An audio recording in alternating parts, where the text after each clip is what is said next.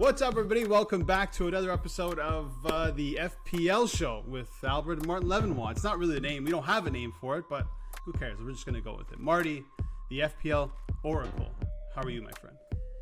We're doing good. Another good week last week in FPL for me, so I'm always happy when that happens. And I mean, this year I'm focusing more on FPL rather than my actual club, just because I think it'll be more enjoyable that way for me. So we'll see. But I'm doing well, and I'm excited for another weekend for sure. But Marty, Arsenal, they scored 6 goals against West Brom. Aubameyang hat-trick. It's all going to turn around now, surely.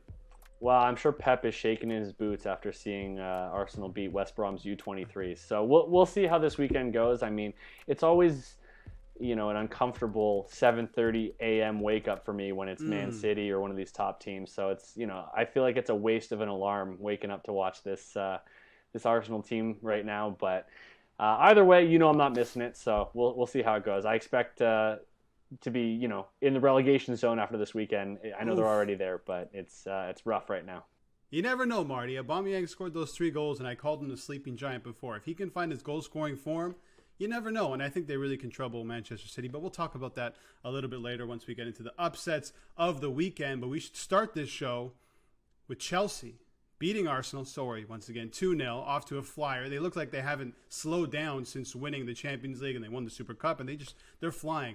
Romelu Lukaku debuted, he started, scored a goal, 8 shots. He looked phenomenal. And in FPL, 11.5, lots of decisions to make, but you have to consider him, especially in the form that he's already in. Yeah, I mean, how could you not consider him? I mean, watching that game, it was almost like watching, you and I aren't parents yet, but when like a dad is playing against his kid and he's just absolutely bullying his child? That was Lukaku against Pablo Mari for Arsenal this week. I told you before we started, he's still on the pitch. He's just laying there. He's trying to figure out what to do in his life.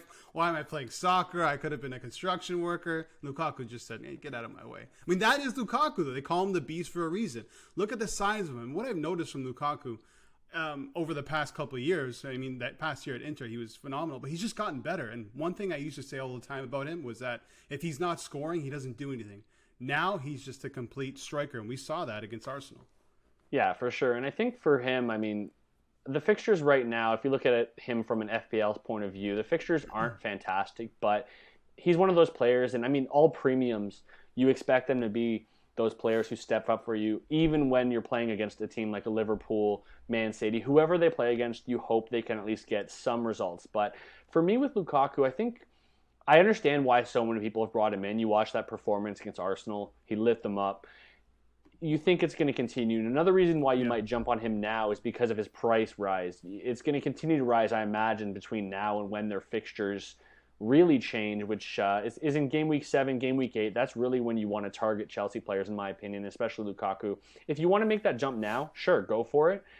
Just for me and the way that my team is structured, I'm not going to fit him in my team yet, although I really wish I could, just because the performance I saw from him against Arsenal, it was fantastic. And I really think that he, at 11.5, he is a premium, but he's less than Kane, he's less than Bruno, he's less than Mo Salah. So depending on who you're taking out of your team to fit him in, you are saving a bit of money compared to those other top tier premiums. So I understand the move for sure, and he's definitely on my watch list. And I think if you're going to be using your wild card early in the season, maybe Game Week 7 or Game Week 8, like I mentioned before, I think Lukaku has to be in your team just because the fixtures turn for Chelsea then, and I can only imagine the amount of goals he's going to be scoring for them. So, I mean, in terms of talking points from Game Week 2, he has to be the number one person to look at, and I totally understand why. You mentioned Harry Kane, so everyone now knows he's going to be staying at Tottenham. He says until the summer. That can change. Maybe he goes in January, but it feels like that's unlikely. But that's someone else that we probably need to consider. I'm not sure if he's going to start against Watford, but there's a chance that he starts. We're filming this on a Thursday. There's a chance that he starts today in the Europa Conference League against Paço Ferreira. I think that's how you say their name. So if he starts, he's probably unlikely to start against Watford. If he comes off the bench today, then he might start against Watford. But moving forward, he's going to slot into that starting 11 pretty easily. And that's a player we really need to consider. Considering some of the fixtures for Spurs, you have Watford at home if he does start, Crystal Palace away, which I'm expecting him to start then. I think Watford, he'll potentially come off the bench. Then you have Chelsea, Arsenal, I mean, those two aren't the best fixtures, but he does score a lot of goals against Arsenal. Chelsea, I'm expecting Spurs probably to lose. Then after that, Villa, Newcastle, West Ham, Manchester United, Everton, Leeds. Not a bad run of fixtures, and yes, he's more expensive than Lukaku, but we know that this is the type of player who looks for goals. He wants to break records. This is what he does, and everything flows through him when he's in that starting 11. So I think moving forward, you have to think about both of them. You can get both in your team after using a wild card, but I'm not sure if that's the best decision. Yeah, I think it's really difficult, especially if you want to keep a premium midfielder in your team. But if you want to go as far as calling him a differential right now, I think his ownership isn't as low as it was, or as we thought it might be. 7.4%, yeah. Not too bad. So he's a bit of a differential in terms of premium options. The one thing that's nice with Kane is obviously he's had 2 price drops already. He's down to 12.3, so you get to save a little bit there if you decide to go with him. But for me, between the two, I just think I'm leaning Lukaku for 2 reasons. Number one, I think the fixtures long term, especially like I said when we were talking about him after game week 7, it's fantastic for Chelsea, and he's going to be such a problem for a lot of defenses in the Premier League. And I think as of right now, you're saving 0.8 million if you do go for Lukaku compared to Kane. So I like that savings, and I like the fixtures. So between the two, I understand if you want to go Kane, just because, I mean, look at what he did last year. I imagine he's going to have a good season once he's up and running as well. But for me, I think Lukaku between the two is the better premium moving forward. And Chelsea's the better team. I mean, they're the team that's going to win most games. They're going to score more goals probably than the Spurs. Keep a lot more clean sheets, which is important if you want to bring in Reece James, 5.5 Chelsea defender, plays as a wing-back, scored a goal against Arsenal, played full 90 minutes, picked up an assist as well, and a clean sheet.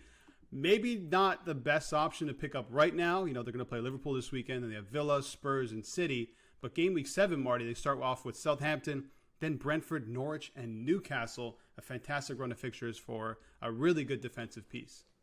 Yeah, I really think for me, as someone who is potentially planning a wild card around that time period, I think he's someone who is on my watch list for now. I'm hoping his price doesn't continue to rise too much between now and then. But absolutely a fantastic asset right now in FPL. If he can continue to play as the right wing back, I think we saw last year at times he was playing more as in the back 3 as a right center back. Yeah. But if he can play the wing back position and lock that down moving forward for Chelsea, I know it was Arsenal. I know it's almost like they forgot he was on the pitch at times, and other teams might not give him that kind of space. Right. But either way, I just think the potential is so good. Obviously, the clean sheet potential is there, but the attacking threat is really what you're looking for as well. Last year, he had a goal and 3 assists. This year, he's already got a goal and 1 assist, both against Arsenal last week. But I can only imagine that, especially with Lukaku as their center forward, the assists will pick up. The goals, we'll see how many he can end up with this year, but I think the clean sheets and the assists are going to be higher than last year, especially if he can lock down that position. And at that price, even if it rises up to 5.7, 5.8, I think he's worth it. I think he really could be a fantastic FPL option this season. I mean, right now I have Luke Shaw as my mid-tier. I guess he's a little expensive at 5.5, and he's owned by 51% of people. And if Luke Shaw doesn't start getting the returns with Man U, especially because their fixtures turn in the opposite direction when Reece James and Chelsea's do in game week 7, United's fixtures get harder. So I might look at Reece James for Luke Shaw, maybe a swap like that around that time period, just because the ownership difference is huge, and I think the potential for points is huge as well. Yeah, and the thing with Reece James as well, there's no competition really at that right wing back position. I mean, you have Cesar Azpilicueta, who usually plays in a back 3. I know last season, especially in the Champions League, we saw them swap. As you mentioned, we saw Reece James go into the back 3 and Azpilicueta go out wide. But moving forward, I think that's his position, and I highly doubt he's going to lose it. He is one of the best in that position, not only in the Premier League, but in the world. But let's go to Everton now. Dominic Calvert-Lewin, Marty. 8.1. He's on penalties. He's got 2 and 2. Is he an option that we should be looking at? For sure. I mean, DCL last year, he ended the season with 16 goals, 6 assists. And I think this year could be, I mean, at least around that amount, but quite possibly more goals, especially now you have that X factor with him being on penalties. And if he can continue to be on penalties for Everton, although you can never predict the amount of penalties any team is going to get over the course of a season, unless you're a Manchester United supporter, because you know they're getting a bunch.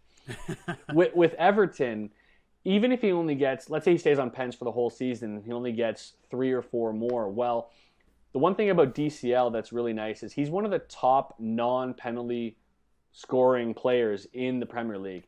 I think he's like 3rd or 4th in the last couple seasons of non-penalty goals. So now, when you add those penalties, his potential for points goes up. I wouldn't say through the roof, but it definitely goes up. And at that 8.1, he may have even risen. I think he's 8.2 now. At that price, I think he's a very good option, especially if you have someone like a Danny Ings whose fixtures are turning after this game week. You might want to make that swap for someone in the same price bracket, or even if you're looking at making a few moves and you have a more expensive forward and you want to downgrade to upgrade your midfield or your defense or whatever you might look at. Right. His price is pretty good at 8.2, and the run of fixtures for Everton between now and November is very good. In terms of FDR, the only red game that they have is Manchester United away in October. Other than that, a lot of good fixtures. Brighton, Burnley, Villa, Norwich in their next 4. I really like DCL. I think he's going to get a lot of service. And now being on penalties, like I mentioned, I really think he's a really good option at 8.2. And I think he's definitely someone that I'm watching. The ownership isn't too high. He's only 16.2% owned right now. And Right. I think his price might be going up moving forward if we see him have a run like he did at the beginning of last season. Yeah, I like some of these Everton players, especially him. One guy we touched on last week was, well, at least I touched on, was Andros Townsend.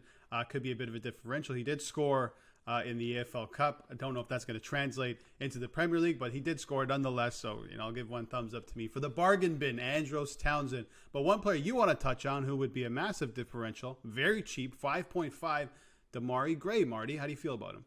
Yeah, I mean, this is another guy, obviously. The thing with Everton is you and I both felt this way prior to the season starting, and I think a lot of people did as well, is we weren't sure what version of Everton we were going to see. Right.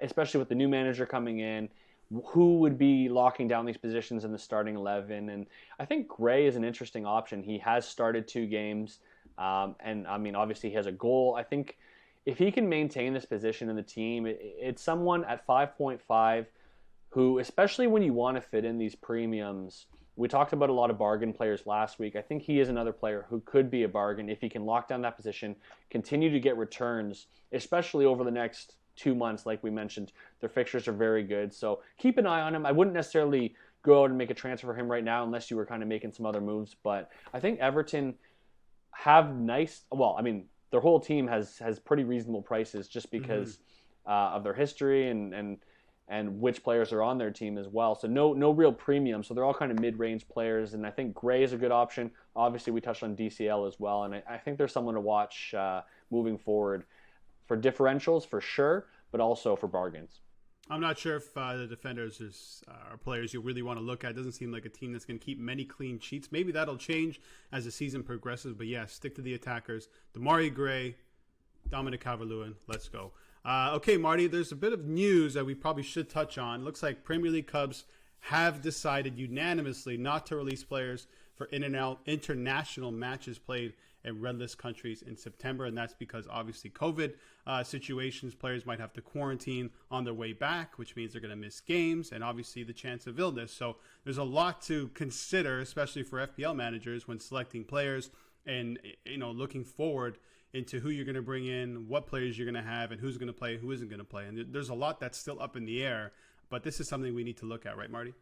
For sure. I think this is something that earlier in the week we had a list of players that at that time were heading out most likely to play for their countries in red list countries. And due to that reason, they would have probably missed game week 4, possibly even game week 5 due to the self-isolation rules and depending on when they got back from these games. And now things are still up in the air. I know the Premier League clubs have decided not to release their players, but we talked about this before we started recording, and I think this is a really good point. FIFA will always do what's best for FIFA. They don't really care about the clubs at the end of the day. So monitor the situation, because I feel like potentially we could see a change in this, and we could see players going and playing, Premier League players specifically, going and playing for their countries. Right. And even if, the players do go, obviously there's a ton of players who could be affected. Great players, Mo Salah, even value players like Rafinha getting a call up to Brazil. It's really interesting because not only due to self-isolation, this could be an issue, but the South American games are actually very late in the game week. So due to travel back to the UK, their players were at jeopardy of playing in game week 4 and game week 5. So monitor the situation. And as always, this is a tip that I think a lot of newer FPL players, or even if you've played for a few years, but you're more of a casual and you're getting more serious about it now, and they don't think about this sort of thing, is over the course of the international break, especially now with COVID, you have to think about injuries. You have to think about player fatigue, travel, or COVID. Right. And the worst thing to do over the course of an international break is make early transfers. I know that sometimes you might be forced into a move, or let's say you want to beat a player's price rising or dropping, and I get that. But for me, holding out as long as possible when you have an international break, especially this international break, because of when it's happening after the transfer window is closing as well, hold as long as you can if you're making transfers, just because there's nothing worse, and I have experienced this in the past. You make a transfer, whoever it is, doesn't matter. Let's say it's Rafinha. He goes and plays for Brazil. Oh, either he gets injured, he gets COVID, or just due to self-isolation, you can't get him, and you're missing him for a week or 2 weeks after you made and now wasted a transfer. So hold your transfers. That's kind of a rule of thumb in general, but especially with international breaks, hold your transfers if possible, for sure. Game week 8, Marty, you think it's the best time for possibly an early wild card? We have some good fixtures for some good teams. Chelsea, starting at game week 8, Brentford away, Norwich, Newcastle, Burnley. Probably a team you want to look at if you're deciding to use that wild card early on this season. Yeah, for sure. I think I obviously we've touched on Chelsea, and they're the perfect example of You're right. why a team and their fixtures turning is a good time to use a wild card. And I think for me, the big reason why it's game week 8 over game week 7, despite the fact that I know that Chelsea's fixtures turn in game week 7 with that Southampton fixture at home, is because there is an international break in between game week 7 and 8. So like I talked about before, and holding your transfers, at least if you play your wild card, you hit your wild card after game week 7, you have that whole period. So you're not tied to anything. If you play that wild card chip immediately, you can tinker with your team for 2 weeks, but there is an international break.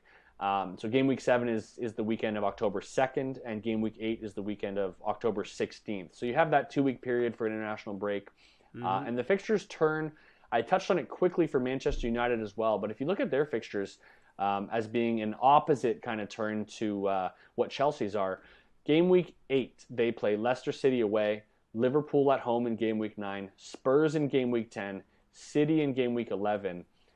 They have a good fixture in Watford in game week 12, but then they play Chelsea and Arsenal in 13 and 14. So Man United, their fixtures are pretty, as bad as it gets, really. No bueno, Yeah, so in theory, in my head, what I'm thinking about ahead of time, and I know this could change, a month from now, so we can revisit it then, but Chelsea players in, Man United players out is kind of my thought process for game week 8 if I'm using a wild card.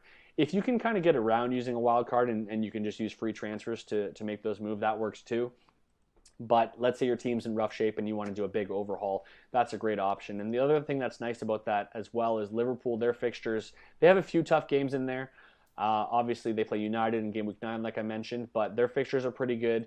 And Man City being another team who I wouldn't say they have fantastic fixtures in that time period, just because they have to play United and they have to play Everton.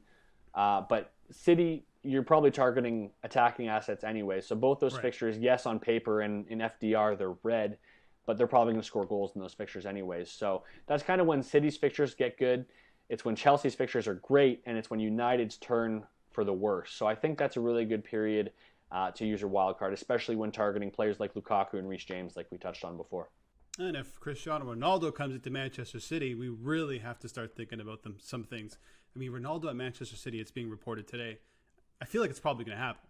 And if it does, think about Ronaldo at City, last year's Serie A top scorer, perennial goal scorer, him there at City in FPL. Lock me in. Anyway, let's move on. One thing I wanted to touch on with Manchester United. Look at game week 14 to game week 27. I see a lot of green. So maybe something to keep in mind in terms of maybe revamping your team around that time. Let's get into captaincy, Marty. I'm thinking about 3 guys here. Son against Watford. Harry Kane. I know that's a risky one because we don't know if he's going to start.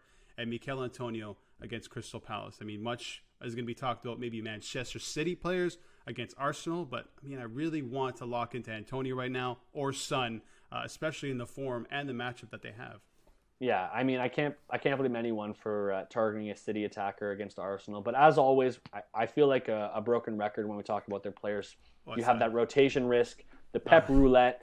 We should get a roulette wheel and just spin it every show wherever it lands. There you go. That's the guy to pick. Exactly. Put all the players' faces on each slot and then just go with that pick. But good luck predicting a Man City lineup. But if you end up hitting the right player, it's a great option. Obviously, Arsenal very weak right now defensively. Yeah. We saw what Lukaku did to them, and even just watching past matches, Pep knows how to play against Arsenal. I mean, most teams seem to know how to play against Arsenal right now, but I expect goals in that one, so I understand that for sure. But you mentioned Son.